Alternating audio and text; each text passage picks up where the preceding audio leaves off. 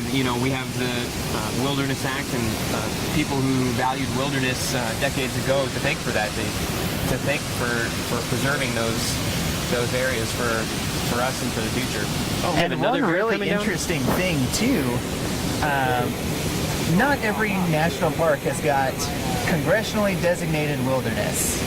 We had a question about that we got beforehand. Does every national park have wilderness?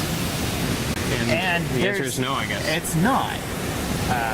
But a really interesting thing about the Park Service is that, because they were founded on this idea of preserving natural wild places for the enjoyment of everybody, still a lot of the lands in the Park Service qualify as wilderness. They're totally natural. There probably might be a few more people there than some might want in a wilderness experience. And so it's kind of the directive of the Park Service that even if it's not designated by Congress, it's still managed like it's wilderness. I like that. That's interesting. That somewhere it doesn't. It's kind of a question without an answer. But do you think somewhere, if it's not politically wilderness, can it still be wilderness? And I guess in my mind, the answer is yes. It's kind of hard not to look at this scene right in front of us. Right? Okay, this falls with all these bears in it is not technically wilderness, but it sure does feel wild. I mean, look at this big guy coming in right now. How can you not just imagine wilderness encapsulated in that one animal? Yeah, we're looking at 5 bears fishing the falls right now, fishing for wild salmon. We got a view of those 2 bears right there. I don't know 2 of our biggest bears in the same view. Yeah. I don't know what symbolizes wilderness more than wild bears catching wild fish. Speaking of that, let's talk about wildlife in wilderness.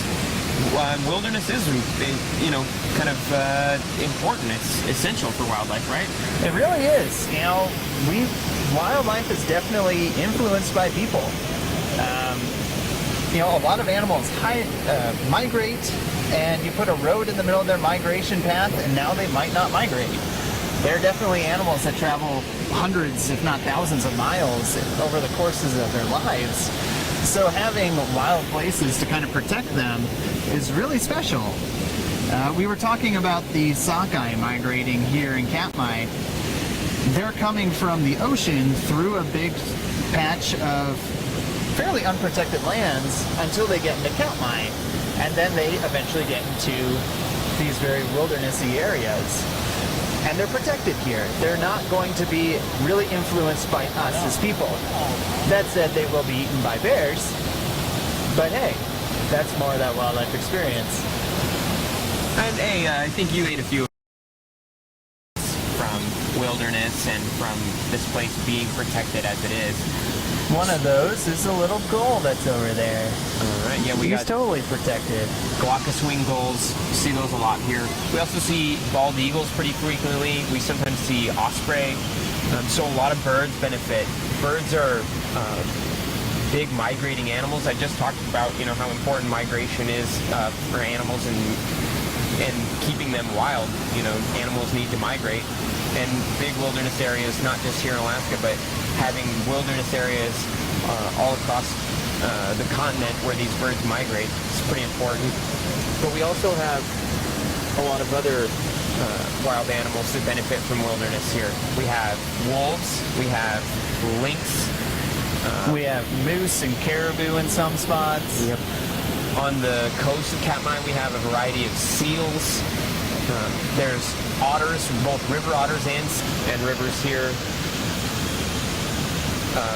A weasel, a couple different kinds. We got a short-tailed weasel here and ermine, snowshoe hares. It goes back to that question we had earlier.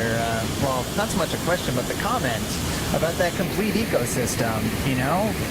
Because we're not affecting it, more animals can really thrive here in their most natural way. All those animals that we just listed off are going to live their lives naturally instead of being influenced by a road. And that's largely because of how much wilderness we have here in Katmai. And so that's something that you know, that's not a complete list.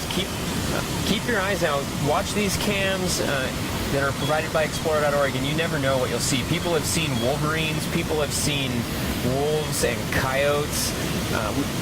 The bears are the main thing we come for, but there's a lot of other wildlife here in Katmai National Park and in the wilderness areas here.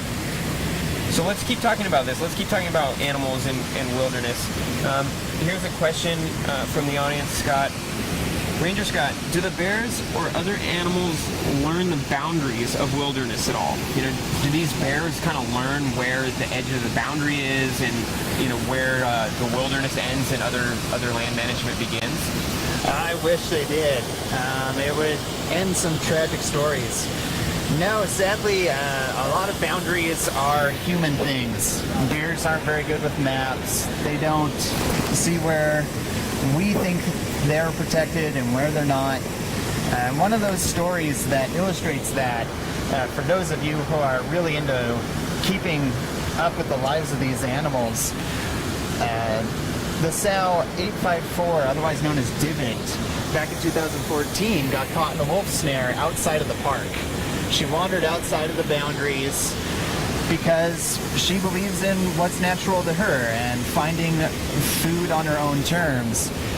And as a result, one of her cubs ended up dying, and we ended up intervening in order to save that animal from something that we caused it because it wandered outside of the park's boundaries.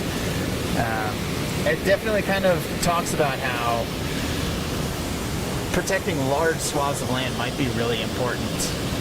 These animals, like we said, they migrate a long way, and if they don't understand the map, then maybe we need to make the map understand them. I like that. That's a good point. Yeah, you know, we can talk about how we've been talking about the philosophy and some of the deep kind of philosophical values that wilderness has, but it's also, wilderness is a way of managing land, and it's not always easy. One of the commenters was posting on the comments below. They asked if we were going to be cleaning up any of the driftwood that had been pushed in from a big windy day we had on the lower river. And then you were talking about the rangers removing the snare from that bear's neck. How do we decide when to intervene in a wilderness area? You know, how should we... Questions. Kind of when you think about wilderness and that, again, congressionally designated wilderness that we're managing as a pristine area of natural processes, it's usually thought of that you'll let natural processes lie. So like the driftwood that blows up onto the beach, if it's natural, then we'll leave it there. So even if that driftwood for some reason or other was... And then, yeah, if you were to say that, like, that driftwood is there because it piled up on, say, our big floating bridge, then do you leave it lie or not? And it's always a really tough challenge for land managers to kind of decide what decisions are in the best interest of wilderness. We had another question that ties really well into this, and that's whether chainsaws are allowed in congressionally designated wilderness areas. Part of that whole natural landscape is that we don't allow mechanized vehicles in there. Okay. A machine really sounds like a human, and also makes things so much easier that we often don't allow machines within wilderness areas. But if the land manager sees it as like the minimum use, like they had a lot of trees blow down and they need to cut it all out or else people won't be able to visit a lake, then they might authorize official staff in order to use it. It's kind of an interesting thing that while we try our best to be as perfect as possible, sometimes there's got to be give and take. Yeah, one of the easier guidelines that we use when we manage wilderness and these and national parks in general is if something was caused by humans to interfere with a natural process, then rangers might intervene to try and restore it.